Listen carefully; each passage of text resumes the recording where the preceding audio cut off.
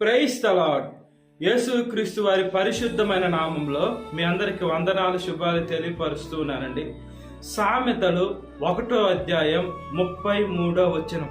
నా ఉపదేశము నంగీకరించువాడు సురక్షితముగా నివసించును, వాడు కీడు వచ్చునన్న భయము లేక నెమ్మదిగా నుండును అని దేవుని వాక్యం సెలవిస్తుందండి.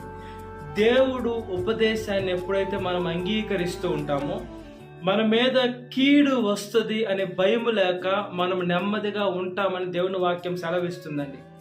మనల్ని దేవుడు రక్షించేటువంటి దేవుడు, దేవుడు మనల్ని కాపాడేటువంటి దేవుడు. దేవుడు ఆయన కంచె వేసి కాపాడుతాడు, దేవుడు ఆయన దూతలను పెట్టి కాపాడుతాడు. దేవుడు మనకి అపాయాలు అయినప్పుడు సాక్షాత్తు దేవుడే వచ్చి షడ్రకు మెషకు అబేద్నెగోను వారు రక్షించినట్లుగా మనం రక్షిస్తారు. మనకి దేవుడు ఆయన మనల్ని ఎంతగా రక్షిస్తున్నాడంటే మనకు కొన్ని విషయాలు, మనకు కొన్ని యాక్సిడెంట్లు, కొన్ని అపాయాల గండాలు జరుగుతున్నప్పుడు మనలో త్రుటిలో మనం ఎలా తప్పించుకుంటామంటే మన తెలివో, మన డ్రైవింగ్ స్కిల్సో లేదా మన ఆలోచన కాదండి, దేవుని యొక్క కృప ద్వారానే. జస్ట్ మిస్ అని అంటాం, అంటే కొంచెంలో ఉంటే మన ప్రాణాలు పోతాయి. ఆ కొంచెంలో ఎవరు కాపాడతారంటే దేవుడే మనల్ని ఎటువంటి ఇబ్బంది లేకుండా, ఎటువంటి సమస్యలు లేకుండా, ఎటువంటి కష్టం లేకుండా, ఎటువంటి శోధన లేకుండా మనల్ని కాపాడేటువంటి దేవుడు ఎవరంటే నజరేయుడైన యేసుక్రీస్తు వారు. మన ఫోకస్ అంతా దేవుడి పైన ఉంచాలండి. ఈ లోకంలో మనుషుల పైన కాదు, ఈ లోకంలో వాళ్ళపైన వీళ్ళపైన కాదు. ఎప్పుడైతే దేవుని బిడలుగా జీవిస్తామో కీడు వస్తుందని భయం లేక మనం సురక్షితంగా, మనం నెమ్మదిగా జీవించే అవకాశం ఉంటుంది. కీడు ఎందుకు రాదనంటే దేవుడు మనతో కంచె వేస్తున్నాడు, దేవుడు యొక్క దూతలు మనతో ఉన్నాయి, దేవుడు ఆయన వాక్కును పంపి కూడా మనకు బాగు చేయగల సమర్థుడు మనతో ఉన్నాడు. కాబట్టి మనము దేనికి భయపడాల్సిన అవసరం లేదండి.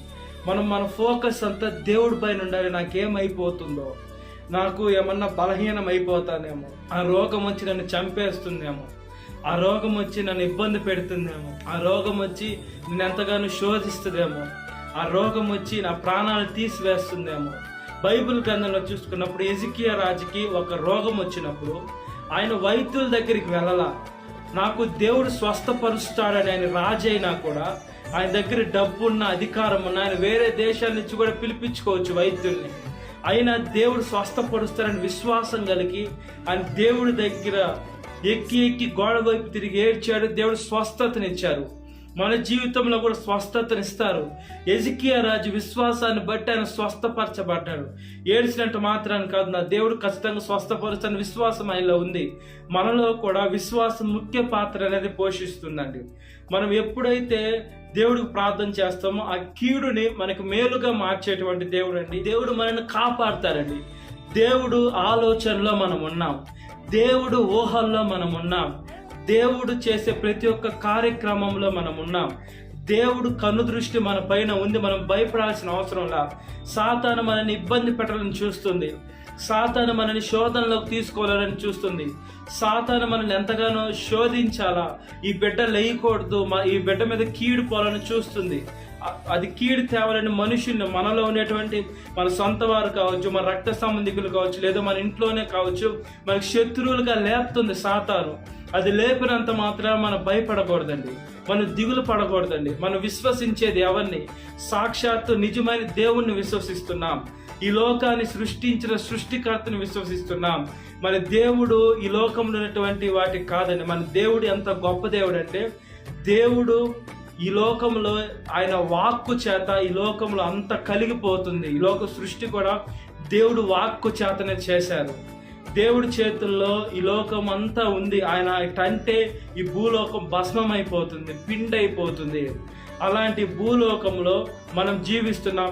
ఆకాశం ఆయన సింహాసనం అంట, భూమి ఆయన పాదపీఠం అని వాక్యం సెలవిచ్చినప్పుడు, ఆయన పాదపీఠం కాలు ఉండేటువంటి మనల్ని నడిపేలేదా మన చీమలు ఉన్నాయి, మన పాదాల కాడ మనం వీటి తొక్కితే చీమలు చనిపోవా, పచ్చడి అయిపోవా, అసలు కనబడకుండానే పోతాయి కదా. అంత దీనమైన జీవితం అంటే యేసుక్రీస్తు వారి దగ్గర మనది.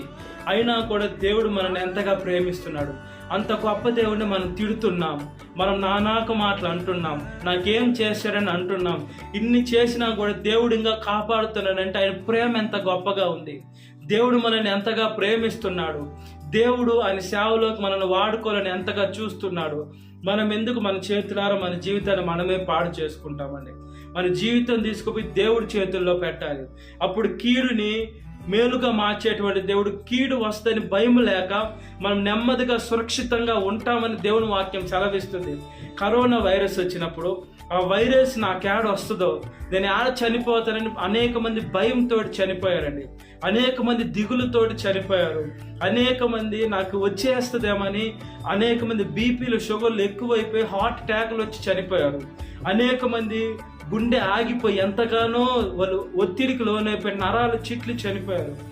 కాబట్టి మనము కీడు వస్తుందని దేవుని నమ్ముకుంటే మనకు భయం ఉండదు. ఒకవేళ మన మీద మరణం వచ్చినా కూడా మనం ఈ లోకంలో కన్ను మూసిన దేవుడి దగ్గర కన్ను తెరిచేటట్టు ఉండాలి. అప్పుడు ఈ లోకంలో మనము ప్రతి ఒక్కటి వదిలేస్తాం. ఈ లోకంలో ప్రాణం దక్కించుకునేవాడు పరలోకంలో పోగొట్టుకుంటాడు. ఈ లోకంలో ప్రాణం పోగొట్టుకునేవాడు పరలోకంలో దక్కించుకుంటాడు. కాబట్టి ఏది చేసినా నా దేవుడు మంచికే మేలుకే చేస్తాడని మనం ఎప్పుడైతే విశ్వాసం కలిగి ఉంటామో దేవుడు మనకు ఒక మంచి స్థానం ఇస్తాడు, మంచి స్థాయి ఇస్తాడు. ఆయన సేవలో మనల్ని వాడుకుంటాడు. కాబట్టి మన దేవుని సేవలు దేవుని చిత్తానుసారంగా మనం బ్రతుకున్నట్లుగా ప్రార్థన. మహాపరిశుద్ధాత్మ దేవ, మా ప్రియ పరలోకమందున్న తండ్రి, స్తోత్రం అయ్యా. మమ్మల్ని దీవించండి అయ్యా, ఆశీర్వదించండి అయ్యా, రక్షించండి అయ్యా, పరిశుద్ధపరచండి అయ్యా. అయ్యా కీడు వస్తుందని మేము భయం లేక నెమ్మదిగా ఉండేదానికి సహాయం దయచేయండి అయ్యా. అయ్యా ఆదుకుంటున్న నాయన, ఆదరిస్తున్న నాయన, రక్షిస్తున్న నాయన, కాపాడుతున్న నాయన, ప్రతి ఒక్క బాధలు, కష్టాలు, ఇబ్బందులు, శోధనలన్నీ చూస్తున్నాం నాయన. అయ్యా ఎండిన జీవితాల్లోకి చిగురింప చేస్తున్న నాయన, కృంగిపోయిన వారిని లేవనెత్తుతున్న దేవా, మీ సేవలో వాడుకుంటున్న దేవా, మీ పరిశుద్ధాత్మ శక్తిని మాకు ఇస్తున్న నాయన. మీ రుణం మేము తీర్చుకోలేము ప్రభువా. మీ స్తోత్రము తండ్రి, స్తోత్రము స్తోత్రము స్తోత్రం చెల్లిస్తున్నానయ్యా. ప్రతి ఒక్క యవనస్తుని యవనస్తురాన్ని కాపాడిన ప్రభువా. యవన వయసులో కాడి మోటి నరునికి మేలు నాయన, అది మోపిన వాడు యెహోవాయే. కాబట్టి మీరు మాకు ఇచ్చిన కాడి బాధ్యతను మేము జాగ్రత్తగా సక్రమంగా మా కాడి మోసేదానికి సహాయం దయచేయండి అయ్యా. చనిపోయిన వారి గురించి అయితే కాదు నాయన, వాళ్ళు బంధువర్గ రక్త సంబంధికులు శ్రేయభిలాషులను కొలిక్సిని కాపాడండి అయ్యా. చనిపోయిన వారైతే తిరిగి రాని లోకానికి వెళ్ళిపోయారు ప్రభువా. అయ్యా ఎప్పుడైతే మేము మీ బిడ్డలుగా ఉంటామో, మీ సొత్తుగా ఉంటామో, మీ సేవ చేస్తామో, అప్పుడు మేము తిరిగి చూసేటువంటి అవకాశం ఉంటుందయ్యా. అప్పుడు మేము లేపబడతామయ్యా. అప్పుడు యేసయ్య మీ బిడ్డలుగా చనిపోతే పునరుద్ధారం అవుతాం. కాబట్టి సహాయం దయచేయండి. గాయం రేపేది మీరే, గాయం కట్టమని అడుగుచున్నామయ్యా. ఈరోజు పెళ్లిలో జరుపుకున్నటువంటి వారిని కాపాడండి అయ్యా. భర్త భార్యని ప్రేమించాలి, భార్య భర్తకు లోబడి ఉండరు, ఇద్దరు కలిసి ఉండాలి. వాళ్ళ బిడ్డలను ఆశీర్వదించండి అయ్యా, వాళ్ళ గర్భఫలాన్ని ఆశీర్వదించండి అయ్యా. బిడ్డలు లేకుంటే బిడ్డలు దయచేయండి అయ్యా. సియోనులో ఆశ్రయించి పీసువన్న బండపైన వాళ్ళ కుటుంబం కట్టుకునేదానికి సహాయం దయచేయండి అయ్యా. ఈరోజు పుట్టినరోజు జరుపుకునేటువంటి వారిని కాపాడండి అయ్యా. ఈ లోకంలో బుద్ధినందు, జ్ఞానముందు, మనుషుల దైందును వర్ధిన, ముఖ్యంగా మీ దైందును వర్ధిల్లాలయ్యా. మీ కాడి మొయ్యాలయ్యా, మీ సేవ చేయాలయ్యా. ఏ వయసు వారైనా మీరు ఇచ్చిన దయా కిరీటాన్ని బట్టి స్తోత్రమయ్యా.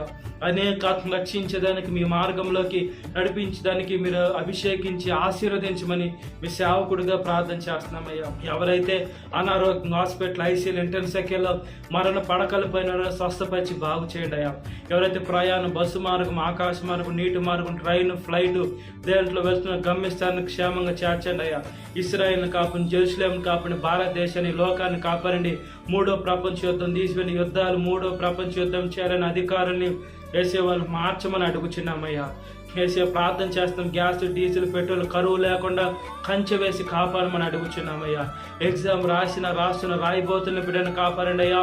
ఏ సంవత్సరం ఎగ్జామ్ పాస్ అవ్వాలా, ఏ ప్రశ్నకి ఏ జవాబు తెలుసుకోవాలా, వాళ్ళ తల్లిదండ్రులకు మంచి పేరు, మీకు మంచి పేరు తేవాలా, రిజల్ట్స్ వస్తున్న బిడ్డలు మంచి మార్కులు, రిజల్ట్స్ వచ్చేదానికి సహాయం దయచేయమని నీ సేవకుడుగా, నీ ఆత్మీయ బిడ్డగా ప్రార్థన చేస్తున్నామయ్యా. పశువులను కాపాడండి, పక్షులను కాపాడండి, మనుషులను కాపాడండి, జీవరాశిని కాపాడండి, సృష్టిని కాపాడండి, యూనివర్స్ని కాపాడండి అయ్యా. అయ్యా ప్రతి ఒక్క మానవారిని మార్చండి. మీకు వ్యతిరేకంగా మనుషులు ఏదేదో చేసి మీ దగ్గర చెడ్డ పేరు తెచ్చుకొని అయ్యా మిమ్మల్ని ఇబ్బంది పెట్టి మనస్తత్వాన్ని తీసివేయమని ప్రతి ఒక్క నాలుగు మిమ్మల్ని స్తుతించి ప్రతి ఒక్క మోకాలు మీ నామంలో వంగాలని ప్రాధాన్యపడుతున్న సహాయం దయచేయండి అయ్యా. సాతాను శోధన ప్రతి ఒక్క బిడ్డను విడుదల దయచేయండి. ఈ వాక్యం వింటున్న ప్రతి ఒక్క బిడ్డని పేరు పేరసిన జ్ఞాపకం చేసుకోండి. ఈ దినకాలపు దీనితో నింపమని నడిపించుకోమని నజరేయుడైన యేసుక్రీస్తు వారి పరిశుద్ధమైన నామములో మిక్కిలి బలం తడుచున్నాను మా పరలోకమందున్న తండ్రి. Amen. Praise the Lord. God bless you. Have a great day.